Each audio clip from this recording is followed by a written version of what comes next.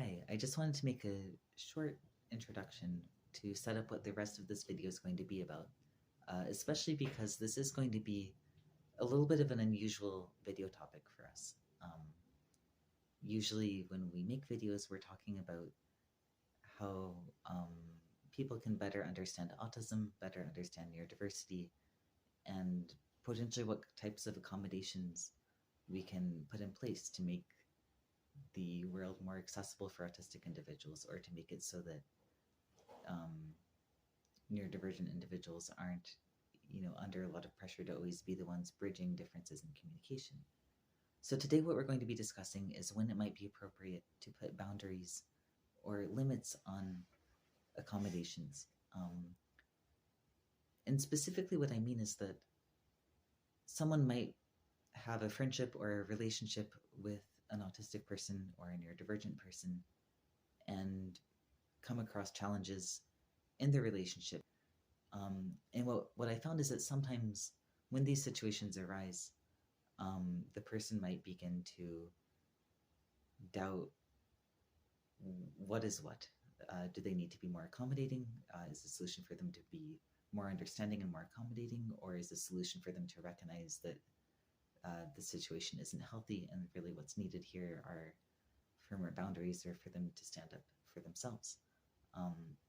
And so we're going to really be focusing on a few different case studies involving these sort of unusual or difficult situations, and trying to provide a little bit of insight over how one can piece out the difference between, for example, a neurodivergent person advocating for their needs and a neurodivergent person who just happens to be behaving in an unkind or controlling manner.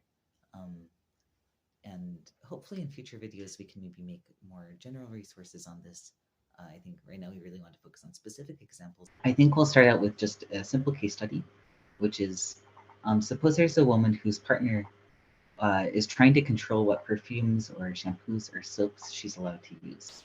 And she's not certain whether this is really a red flag for controlling behavior in general, or a potential sign of abuse, or whether it's more of a reasonable request for accommodation related to sensory sensitivity. So I'll just pass it to either of you for thoughts.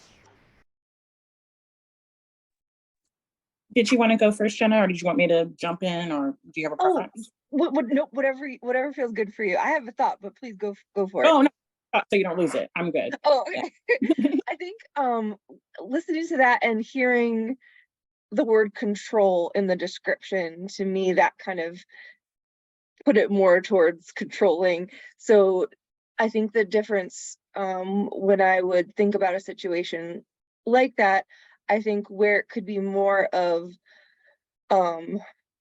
how we share spaces and have partnerships with people, that when there's something that we need for ourselves, we try to figure out how we can make that accommodation so both people are able to share what they need. I think a way that could be an affirming and supportive accommodation for a partner might be to explain, this scent is really bothersome to me. Is there a way that we could not have it in the bedroom or in a shared space, or figuring out, like, explaining that this is the part that is really bothering me. Is there a way we can figure out how to figure out a way that you can do what, if it's something that you want to do, but a way that I don't want it around me. But I think how this was phrased, it sounded like something was bothering someone, so they were controlling or not allowing someone to do something. And that, to me, is not a supportive or healthy way to provide an accommodation. I like how you discussed that, Jenna, because I'm going to try to see if I can find, I cannot remember what it's called for the life of me, but there's this like little short, I don't know, maybe 5 or 10 minute thing that I saw, I think last year, and it was about this woman in a relationship. She was in a relationship and it was kind of progressing, and she thought everything was great, but he was really gaslighting her and being very abusive, and she hadn't realized it. And it was only when she accidentally called a friend and forgot to hang up that it recorded on the friend's voicemail. And she realized, or the friend realized, what was really happening. And so, because I think about, like you mentioned, the way that I think people get away with this behavior is because there'll be a seed of something that seems relevant or reasonable. Because in some circumstances it can be like, sometimes people do, it is very real that people can have, conflicting access needs in terms of perfume, shampoos, soap, those types of things. But how much of it is a conflicting access need versus a person, again, just being, like you mentioned, controlling? Like, how can one discern the difference? And so I'm going to give a couple examples, and I have no idea, this may not even answer the question, but it's just things that came to my mind. So I think about when I was pregnant, I was one of those very fortunate people who did not get morning sickness at all. Like, I just, I didn't even understand. Like, I had one friend who literally was like having morning sickness on the way to the hospital to deliver, like all through the entire pregnancy, every trimester. And for me, I was like cast iron stomach. I did have cravings, but like Thai food and stuff like that. But there was this one dish that my husband got from this one restaurant, and that was the only thing that could induce morning sickness. It made, just the smell of it made me nauseous. It was absolutely disgusting. I can still think of it now. It's my stomach. And so, this was like something that he would eat periodically, on a with colleagues when they would go on a particular meeting. They'd have it at this place, and I just could not handle it. And so first we made an agreement to where if he was going to bring it home, he would warn me so I could block the bottom of the doors with like blankets and towels and like hide in the room till he finished eating, and then he would like air out the room. But then eventually I was like, I can't have you eat this in the house, like, ew. Like, and so, and he, he liked the meal, and but he accommodated me and didn't do it. Obviously that was a time sensitive situation, but thinking about today, on the flip side, there is I'm kind of a germ phobe, and there's a particular type of air freshener that is also a disinfectant, and it only comes in like 2 different scents right now. And so he doesn't like either one of them. And I'm in love with it because I hate the medically smell of regular disinfectant. And so having it combined in one, I kind of like it. It's, for me, it's sensory seeking. So we have an agreement that when he is home, I don't spray it, even though I desperately want to spray it. And so I instead have other things that I use to disinfect that I can like wipe with. And, but like thinking about the scenario, like you mentioned, are they sharing a space? So is this a situation where if the person washes their hair with this, now you don't want to sit next to them or hug them because it's like really bothering you? Or they use that for the soap on their body, but it's also maybe the soap they use, detergent or whatever, to clean things, and now it's surrounding you everywhere. Like, how is it a situation to where really, you are, harmed? It's not just that you just dislike it, but well, I guess, I don't know, maybe even disliking. And then I guess also, how is this some scent that's really important to the person? Like it's, it was something that some kind of special, concoction that their grandmother made, and it's like really like a passed down in the family and they really care about it, and the other person just hates it. Like, how much, and is it that you don't want them to use it ever, or you don't want them to use it when you can smell it? Or if you don't have to really smell it, like it's not, like it's just irritable, can you tolerate it? So I think that it's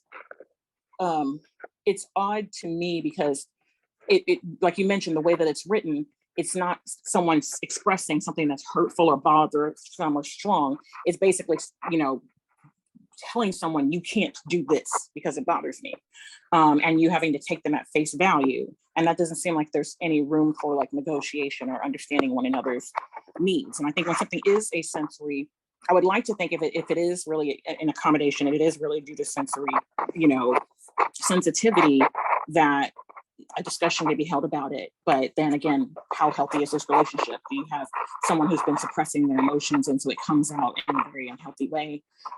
It's very hard to discern. Thank you both for it. If he just doesn't want her to wear it, even if she's on a trip and he doesn't have to smell it at all, then that's a very different thing than if he doesn't want her to wear it when they're like sitting next to each other. at dinner, for example.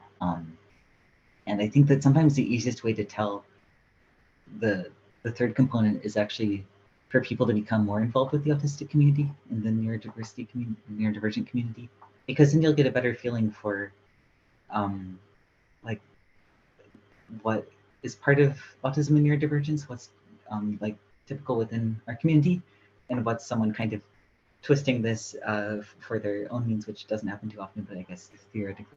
Our case study number 2 is similar to case study number 1, but slightly different. An autistic person won't let his partner change their appearance because he says part of his autism is needing consistency and routine. I was just listening to all the things that y'all were saying, and I think when Morénike was sharing about and used the word agreement a few times, and then Sam, when you were speaking, I feel like that was kind of the thing that I kept like lifting of, and that what you were just talking about, Sam, of that when there is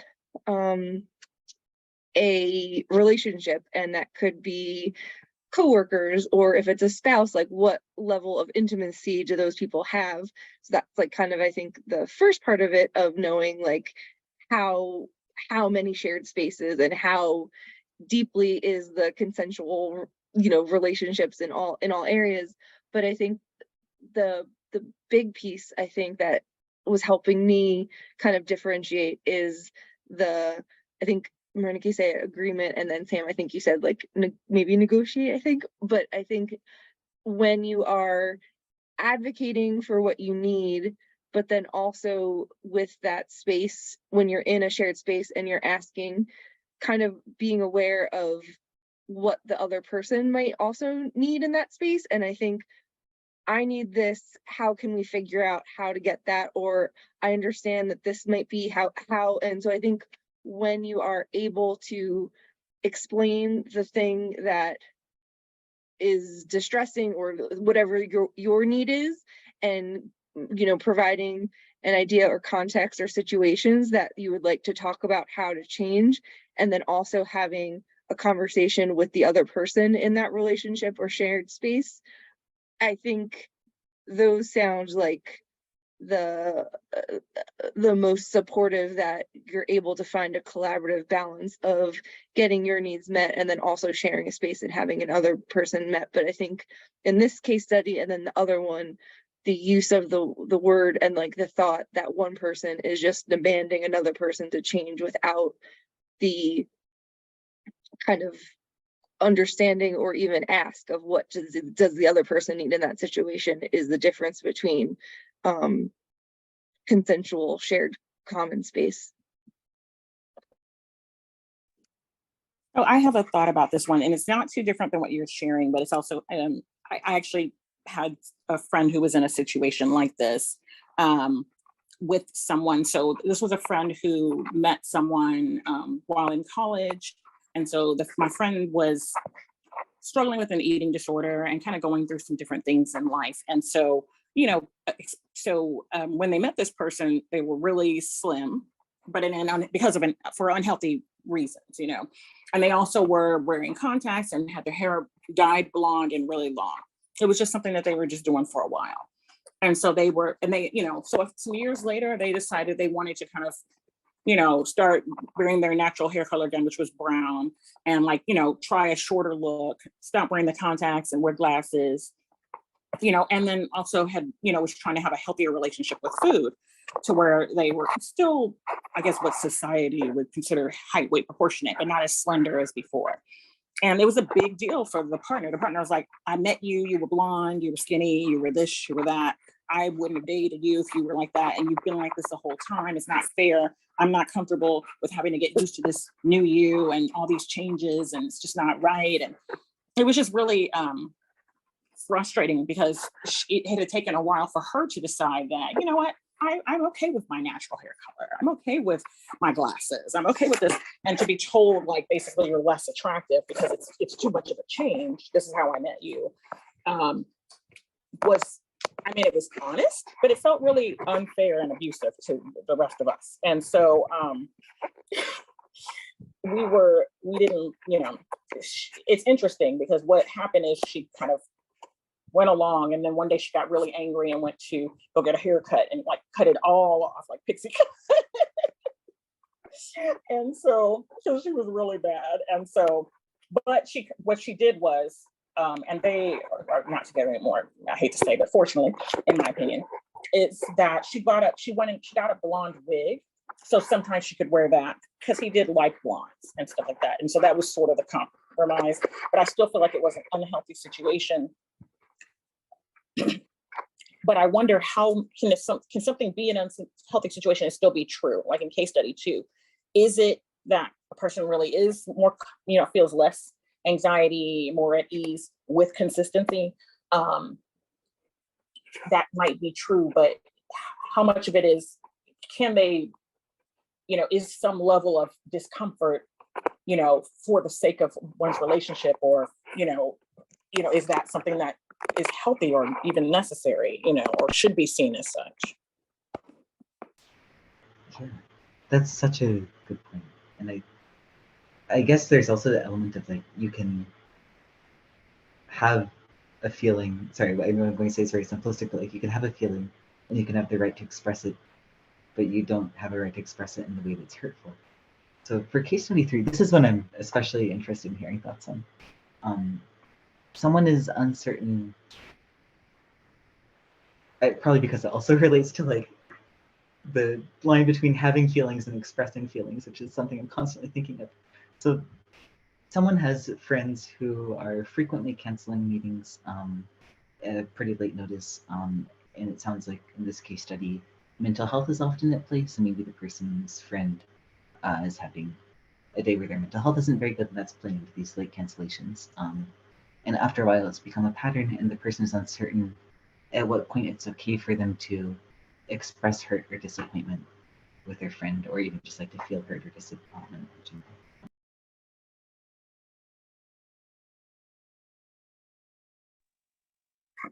So I can take this one first because I've been the person who's canceled stuff.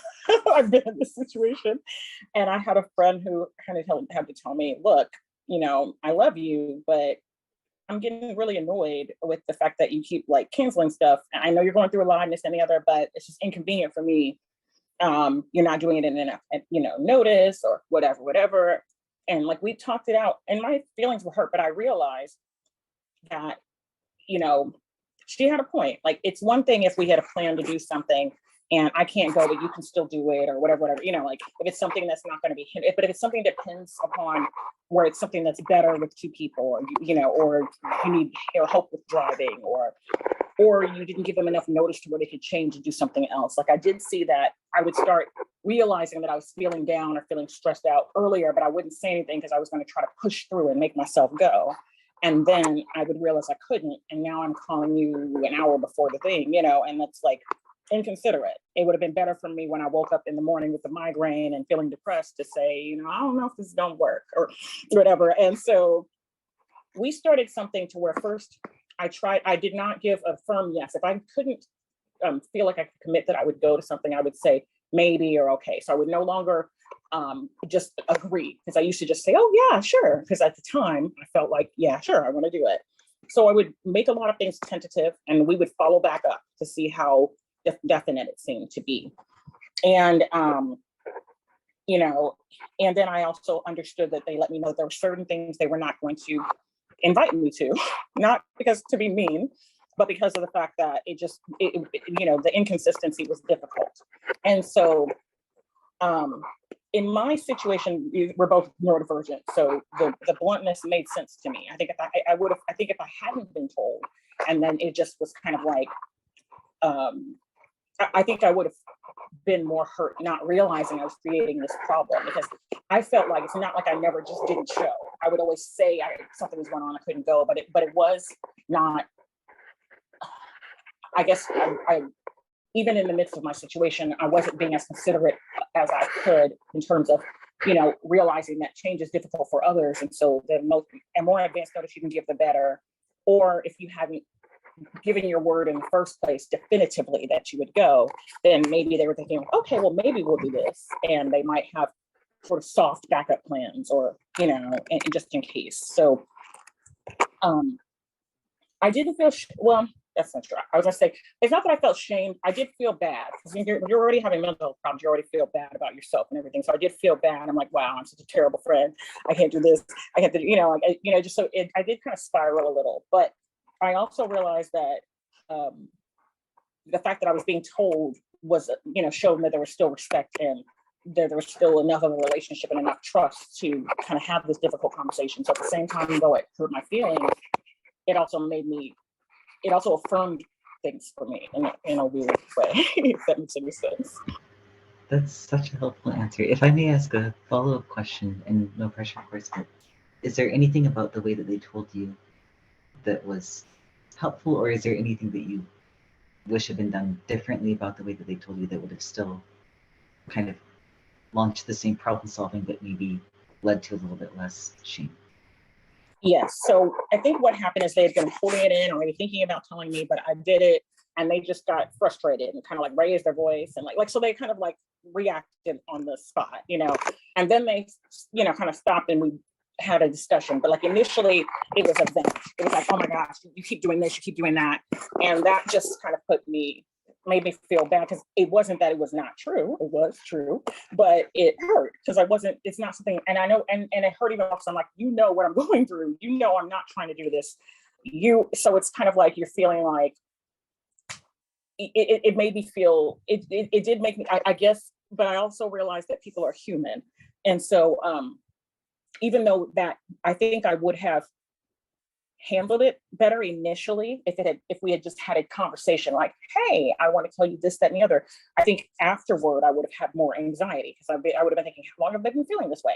How long have they been thinking about this? Had they been pretending and being around me? So the fact that they kind of blew up on me let me know that it seemed kind of instantaneously, like I was getting it in real time, and I wasn't feeling like, have I, been patronized or have I, or anything like that. So I feel like it was more genuine for me, which was something that I needed, but it probably wasn't the most effective route either.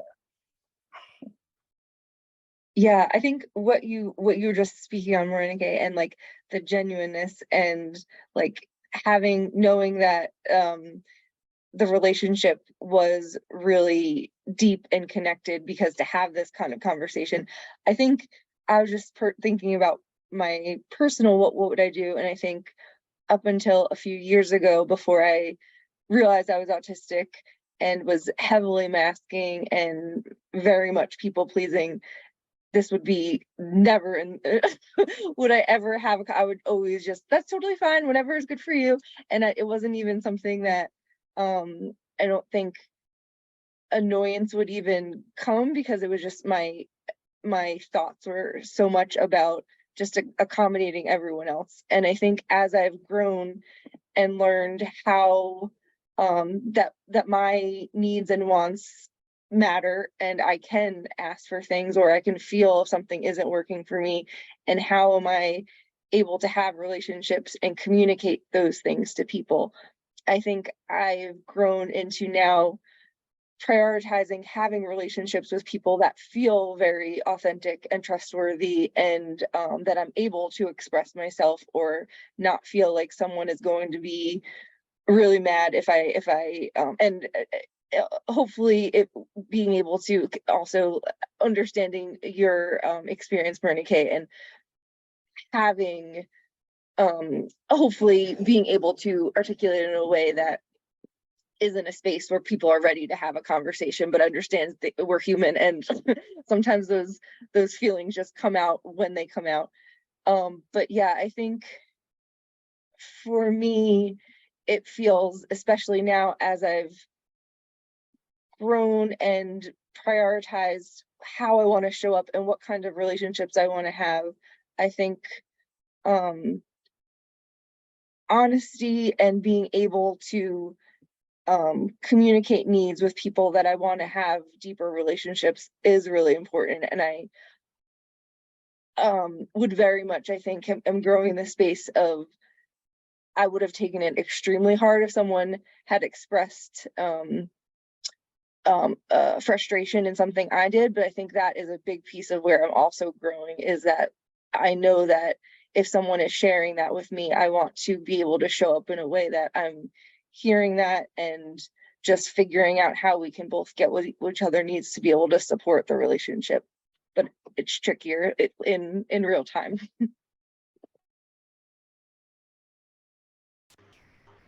I thank you for your answers. I think something that can often confound these situations is that a lot of stressful scenarios or different mental health related concerns that someone might be having, it's often not clear what the duration will be. So I think someone can, like I've at times thought that someone was going through a rough patch that likely would resolve in a few months based on the circumstances, and then it ends up going on a lot longer. And that is, so in hindsight, it would have been better to address things earlier on instead of just waiting and kind of hoping that, kind of like waiting for the perfect moment. It's like, it's tricky because you don't want to bring up a concern to someone who's like in the middle of a immediate crisis. But then I think if you also wait until there's no stressors in the person's life to bring it up, like that's probably not going to happen because the world is stressful. So yeah, something I'm trying to work on is like finding that balance. Okay, case study 4, which is yeah, I'm also really sorry. Yeah, complimenting my own case studies. I'm just not the case study itself. It's more your thoughts on it that I'm really eager to hear. So this one is essentially getting at. I find that there's some information out there about different biases that we might have and the importance of knowing what biases we might have and adjusting for them. But there's not a lot out there on sort of edge cases or specifically delineating where the line is between something that is a subconscious bias versus like a genuine personal preference or coincidence. And so that's sort of what this case study is aimed at. So there's a non-autistic person, and I guess we could even just say a neurotypical person maybe in this case study, and they get along very well with their 5 non-autistic coworkers, but they have 2 autistic coworkers, and they don't not get along, but they just find it harder to connect. So to their knowledge, they aren't intentionally discriminating.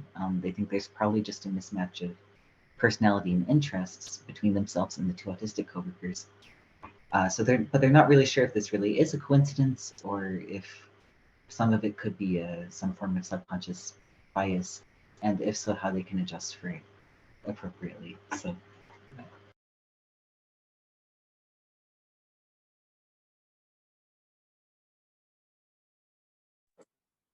So I have a thought, but unfortunately it's less about neurology, it's more about race, but it feels sort of parallel. Okay, so I may share it. So this reminds me of a situation where someone will tell you, like, someone, you're of a particular racial background, and they'll be like, oh, I don't date X, I only date X. And you're like, oh, well, that's just my preference. That's just what I like. And I just don't get along with, or I don't find them attractive. And I remember thinking, how can you not like an entire group? Like, like people have their preferences, but it's to the idea that you literally can't think of a single individual or never encountered one. Like, I wonder how much of this is bias and you think it's not. And that's what I thought in those situations. Like, is there something internal that you were not aware of that is kind of fueling this interest? Because it isn't like you can't get along with anybody. You specifically can get along with or date or find attractive this, this particular group that's more mainstream, or what have you, whereas these others are not. And so even though you think it might just be a mismatch, and it might be, because you might come across people who are just not, you just don't click. But I feel like a lot of people are not self-aware of their own biases. And because this person was specifically not dating from the racial group and as a group that they come from, and that was the only one they excluded, it just to me felt like they, whether they were aware of it or not, and I felt like they weren't aware of it, it was subconscious, some kind of subconscious bias. What was behind it, I don't know.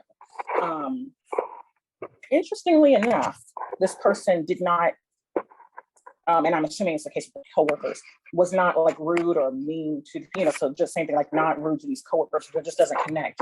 But I feel like there's still an area of loss there, like in terms of being real with yourself and understanding the difference, because there can be a fine line between preference and problem, and so, and none of us are perfect, but I think understanding those things about oneself, is important, because I think it's the only way to really be genuine is to kind of understand this, you know, I guess what's really fueling your thoughts and your actions. And I feel like it also helps you show up more authentically for the people in your life, whoever they are, from whatever group.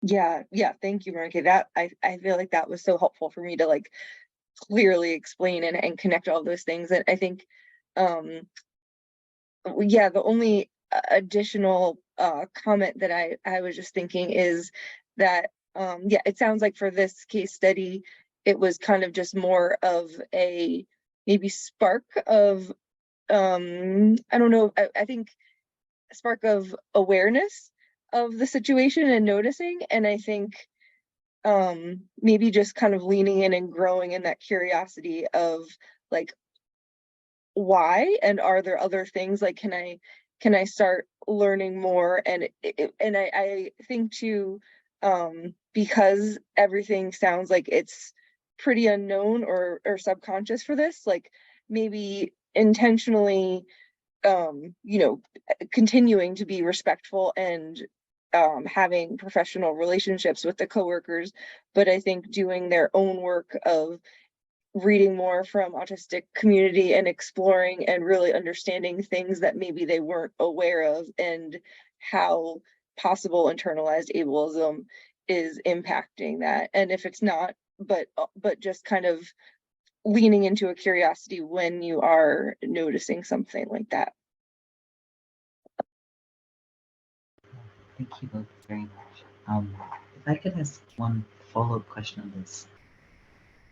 If someone is, yeah, I completely appreciate the point about subconscious bias that people maybe aren't even aware of.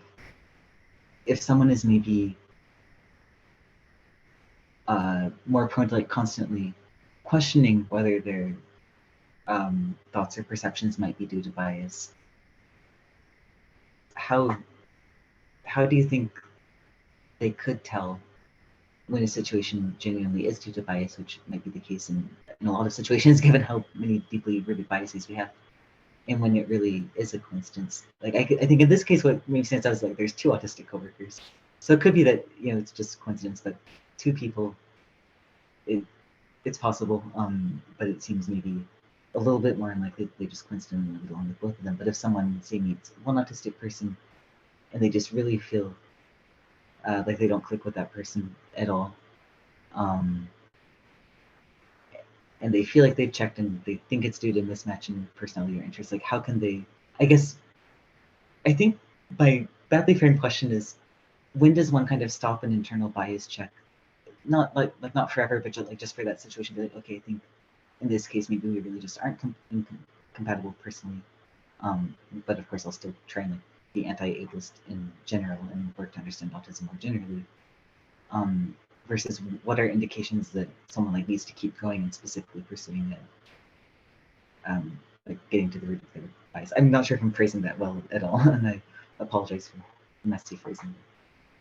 You know, I like how you phrase it. It actually, as you were talking, it really made me think, because I was thinking about, and you, like you mentioned, okay, but this is two people. Like this isn't just one. I mean, and again, it could be a coincidence. Like, what if the other five people, they all started working at the same time? They've known each other for a long time. They like the same kind of music. You know, there could be coincidence, but there also could be something else happening. And so what it made me think about is this: they get along with these other five coworkers, so they, you know, have a more friendly relationship with them, and these others they don't. So I feel like that's even more reason to put some, like you said, if you're thinking about it, it makes you think like, okay, because the person is constantly thinking about it, is that a good thing that they're, you know, cognizant of the fact that this could potentially be bias and they're working on it, or could it be a bad thing, like they're going to see bias where maybe it isn't, like, you know, like it could go either way. So, but I would think that whether it's bias or not, because it can be difficult to tell, I guess as I was listening to you, what popped in my head was,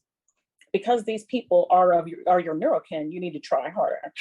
You know what I mean? Like you need to have a longer leash, so to speak, or more patience, or more, you know, more effort, because you don't get along with them. Whereas naturally the other ones you do. So that the other ones are more effortless friendships. You don't really have to put forth much work.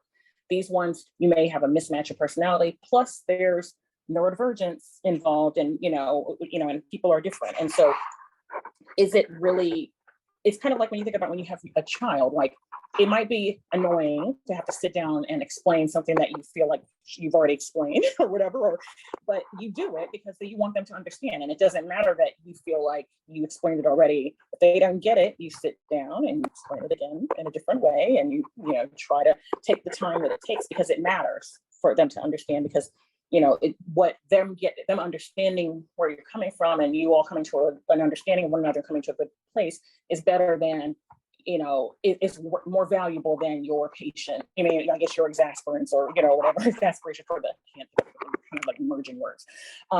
It's more important than your inconvenience, and so in this case, I think that in case it is subconscious ableism, but even if it is not, because these are your people, put some, kind of try a little harder, put a little bit more effort. And you may never be BFFs, but in doing that, I think that if it is subconscious bias, then you're ableism, then you're fighting against it. You're not allowing yourself to kind of wallow in it, or, let it, continue. You're actively working against it. And if it isn't that, and it is just a mismatch, then it's, then at least you can know that, you're doing what you can to have a cordial relationship with these coworkers. I'm not talking about being fake, but just doing a little bit more, like putting more, more oomph, into your attempts. Thank you. That's such a helpful answer, honestly. Thank you. These are the kinds of situations I sometimes ruminate on, so that's really valuable. So question 2 is kind of related to this. So if we feel you've addressed it, we can even skip it. But it's essentially that many of us have believe in the importance of checking whether we have subtle or subconscious forms of bias, and continually working to reduce what bias you might have.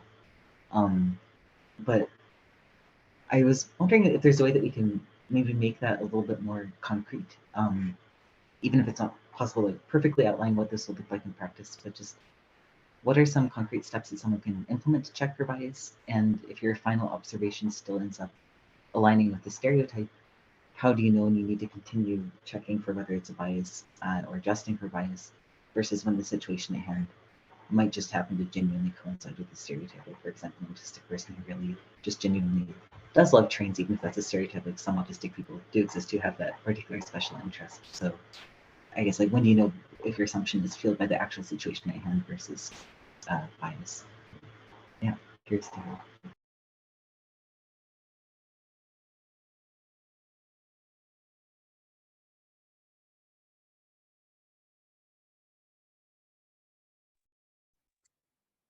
Sorry. Okay.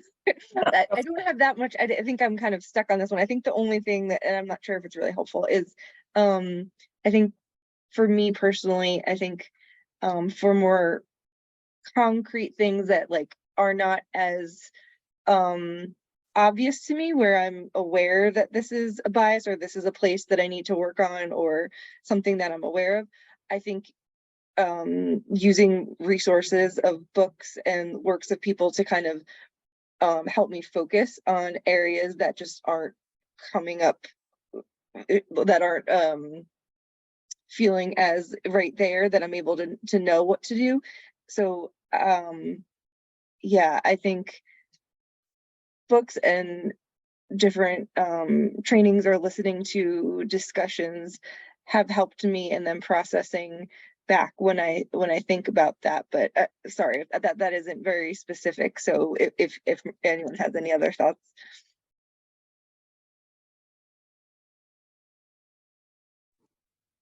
I like what you said, like that a lot of it starts with before you even encounter the person or the situation.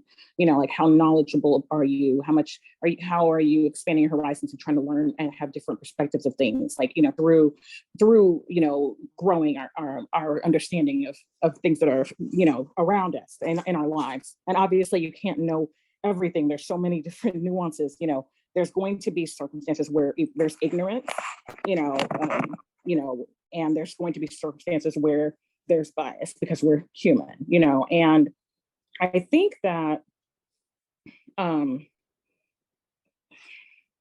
guess it also depends. So I think you act differently. We have different steps depending on what type of bias, because I think bias is troublesome in general. But I think the way you handle them, like, like there are some, some bias that people have, biases that people have that are harmful, but they're quote unquote positive, like, the model minority myth, you know what I mean? Like that's very stressful and harmful, and it doesn't allow people to be individuals, and it generalizes and, and so forth, but it's seen as a positive thing. So people will think that they're having bias, but they're having a bias in a positive way. So that should be a good thing, or, or the, strong Black woman thing, you know what I mean? Like, hey, that's supposed to be positive, but it also puts pressure on people. It doesn't look at individuals. So I think that first, I think that people are a lot more likely to catch and be concerned with negative bias. And I think that that's important. And I think that that's should continue, but I think that people also need to look at the ones that they don't perceive as negative, because it's still bias anyway. It's still, and so the same work needs to happen. It shouldn't be like, well, like you're surprised that someone is, like you should still, even if what you're thinking about the person is not negative and it's positive, it still could be very much inaccurate. And so I think that you need to, it almost makes me think of like, I don't know, like temperature, like, if you have your air conditioning, you have it on auto, right? So when it gets a little hotter, it turns on, and then it calibrates and it turns off. It kind of like shifts. It has to kind of like adjust to the circumstances. And so it's never, if it's really, really hot, it's going to blow all day. You know what I mean? And if it's kind of cooled off, it'll stop. And so I think I think that's kind of the way we have to see this. Sometimes some circumstances require for intermittent checking, and some of them, we can check at one point and it's okay for a while. But I think I think the realization is important, because I think that I think that's, like you mentioned about it being concrete. I think that people don't think about what the source of their thoughts are. Where'd you get this idea from? How'd you come up with it? Why are you feeling this way? What are you thinking? What is the reason? And one example I want to give, it's a conversation my husband had with a coworker. And I remember it was odd to me, but it makes a lot of sense. He told me that he was talking to one of his coworkers, and he said, my parents never raised me to be like, anti-Islam or anything like that. But for some reason, sometimes when I read this or see this, I get anxious. And I remember thinking, he said, so somewhere, if it's in the news or peers, somewhere I came, I was exposed, even though I wasn't raised with it, I was exposed to this negativity, this bias. I clearly harbor it in some way. And so, and he said, and I told him, I said, well, that's so weird. I don't understand that. But then I started realizing, well, I'm coming from a family where we had multiple religions in it. Like there were, a whole father's side of the family. So I'm saying that I don't understand how you had that bias, but I didn't have it because these people are family to me. So, so it's easy for me to say, how could you have that bias? It's like, because of my privilege of having a different type of exposure. And so I think that him realizing I have no justifiable reason to feel any fear or to worry or to be concerned. This came from somewhere. Like it's not logical. And even if it is logical, sometimes, like you mentioned, like the case study says, sometimes things coincide with the stereotype. So even if it is logical for that one situation, is it logical overall, or is it a bias? And so I think I just think it takes a lot of thinking and a lot of processing. And I think it's tiresome and something people don't really want to do, but it's so important. Thank you. Thank you so much for the answer. And I guess it's possible to be both, right? Like, someone can come to a realization that happens to be accurate, and it's also still has elements of bias. Exactly. I guess if I think of positive prejudices, as you mentioned, which can be more insidious or I don't know, more insidious, and it can be insidious in their own way. Like if I think of the autistic savant stereotype, even if someone really does have savant-like qualities, it can be dehumanizing, because even if people recognize their technical ability in whatever field, it's not really attributed to the person's work ethic or their own whatever individual steps they took to develop that. It's kind of assumed like, oh, it just came because you're autistic, and so I can't speak to other aspects of identity that I mentioned. Exactly. Process.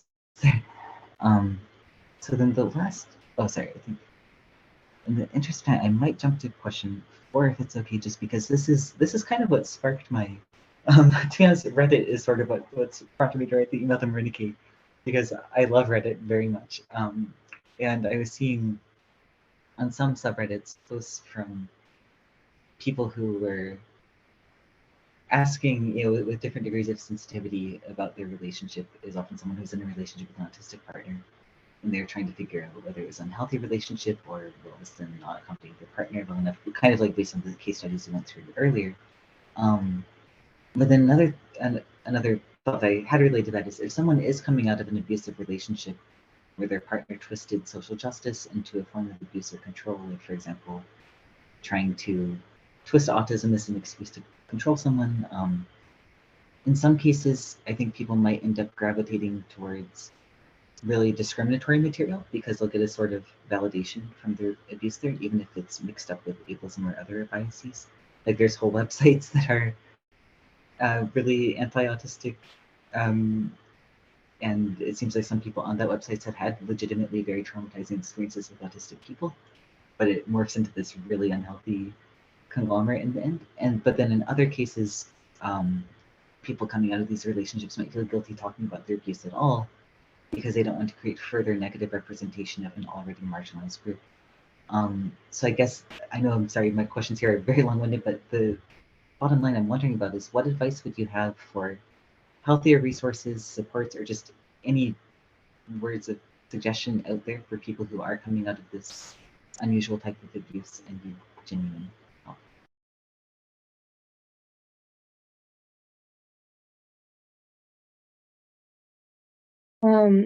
I think I am thinking about all of our questions and the discussion, and I've learned so much from y'all about all these topics. I think specifically for someone that is coming out of an abusive relationship, it feels important to find a safe and supportive space or relationships that you can process things with, and whether it is a therapist or friends that holds supportive boundaries. And I think when you are needing to process through so much, and you can have possible, as you kind of go through different thoughts and emotions and try to clear all the things that might feel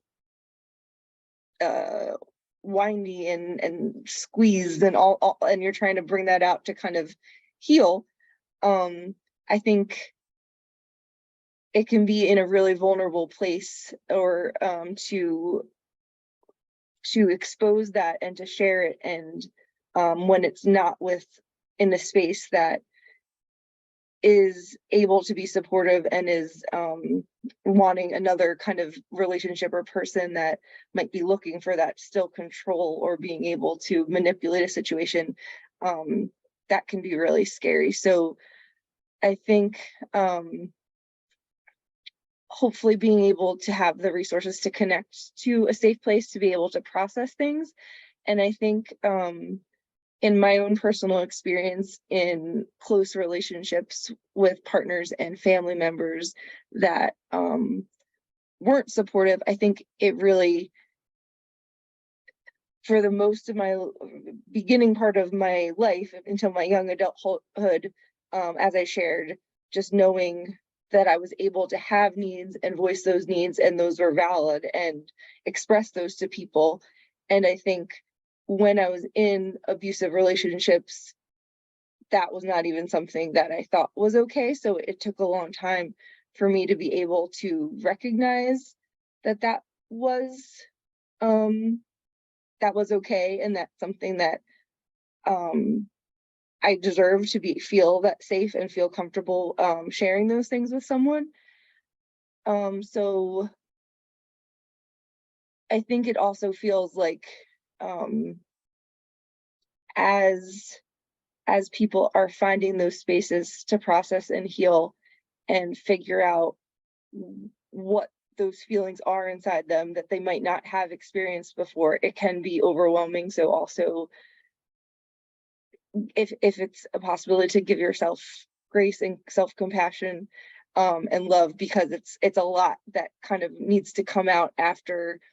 For me, it felt like so much had to come out that it wasn't there, and it was an overwhelming thing. So I thankfully had so many supportive spaces that helped me be able to do that. But yeah, I think my overall advice is, if available and accessible, to connect with someone in spaces that you feel like you can share things and be vulnerable, and it doesn't have that same feeling of for another person's benefit. Jenna, everything you said is so on point. I'm just thinking about, the whole thing of how people are very reactionary sometimes when they're leaving a situation. So you flip to the complete other extreme, and that's where you see people being in these, kind of discriminatory groups, because they almost feel like, I don't know, it validates something in them, but it becomes very unhealthy. And then there's the flip side of keeping it quiet because you don't want to, hurt the cause, hurt the group. You don't think what happened to you was right, but you feel like you are going to have you're going to taint the reputation or the growth if you share the what you've been through, your legitimate abuse and pain. And I think both of those cases, you're stuck. Either you're stuck in a loop of, this happened to me, this is bad, so I hate, or these people, or I can't stand these people, or these people have there's no nuance whatsoever, or these people are troublesome. Like you see that this one extreme, and the other one is almost enabling, not because you believe in or agree with what happened, but because you don't feel empowered for whatever reason to share it. It's not even because of for yourself. It's not even for you that you want to share it, per se, but what it could do, I guess the damage that it could do, there's fear. And neither is a good place to be. And kind of like what Jenna was saying, I think that, like they say that there's that phrase, sunshine is the best iodine, about like letting things come to light. And so I think that sometimes, I think people's fear of the exposure, but exposure doesn't necessarily have, it kills some things. Yeah, like it might kill like viruses or bacteria on contact, but a lot of things are, transformed by, being exposed to light or heat or whatever. They're not destroyed, they're changed. And so if a person can have in circumstances where people can have an understanding of they've been through these things, and people can validate that and understand that without making unhealthy excuses, or justifying bad behavior, or without completely demonizing a group or a person for these things. Like if we can find, it makes me think like the movie, I think Inside Out, where sadness and joy mix their colors. And that's kind of what made real memories, lasting, things for Riley. And so I think that there's got to be a way to try to find somehow, some way to do that.